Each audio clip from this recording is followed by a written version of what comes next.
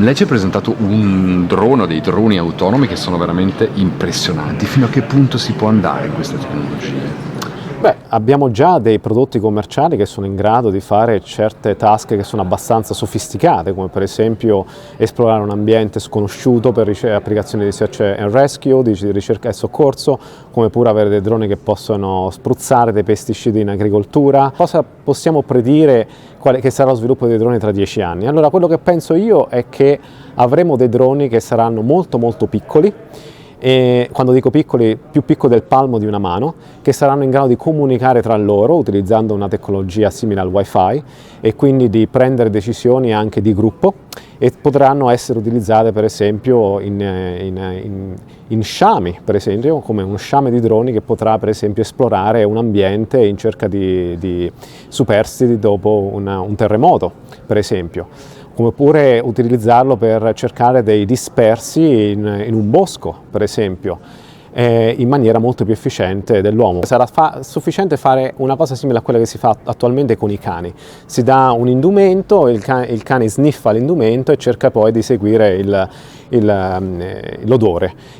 Un drone non sarà magari in grado di seguire proprio l'odore, ma però quello che può fare, potrà utilizzare sensori, quindi telecamere, gli si presenterà un'immagine della persona da ricercare, e a quel punto lo sciame di droni si disperderà in tutte le direzioni fino a che non trova la persona che è stata cercata. Ci sono allo studio anche dei nasi artificiali che sono in grado di sentire gli odori fino a diverse decine di metri.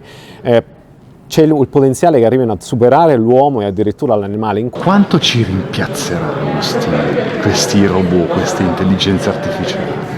Lei ha paura un po'? Sì, ho paura, ma ho più paura per i miei forse figli e futuri nipoti, ma non adesso, nei prossimi 10-20 anni. Siamo ancora ben lontani da, per esempio, dire a una macchina: ok, vorrei che adesso tu per esempio entri in questo edificio e cerchi per esempio questa persona e gli porti per favore questa birra. Ecco, già tradurre un discorso parlato in un set di istruzioni che la macchina possa interpretare e capire anche dal linguaggio verbale, dal linguaggio del corpo, come interpretare quelle cose, questo ancora non è possibile. Però ci sono ricerche. Però qua stiamo già a parlare di etica, cioè di come insegnare al robot ad essere buono come noi. Poi ognuno ha la sua bontà diversa, quindi il mondo è grande, le etiche sono completamente diverse, c'è una problematica. Lei la sente questa problematica dell'etica, oppure a me è sembrato così, forse un po' prematuro, ma è vero che bisogna pensarci prima, insomma. Questo in realtà è la cosa che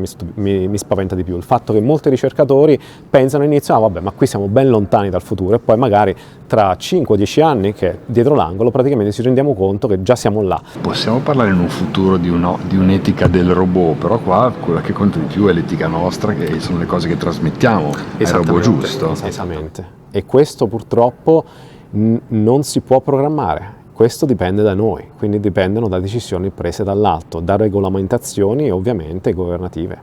Quanto è lontano l'essere umano dal trovare un robot che sia come lui? Quanti anni, quanti secoli, quanto tempo? Secondo lei, facendo anche un po' così un gioco dei pronostici?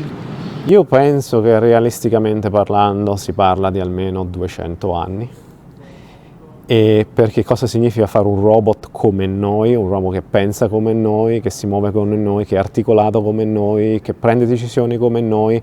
Non è soltanto la meccanica, ma è soprattutto l'intelligenza. Non sappiamo ancora come funziona il cervello umano, e pertanto non possiamo replicarlo a livello computazionale, e questa è la grande domanda per i neuroscienziati.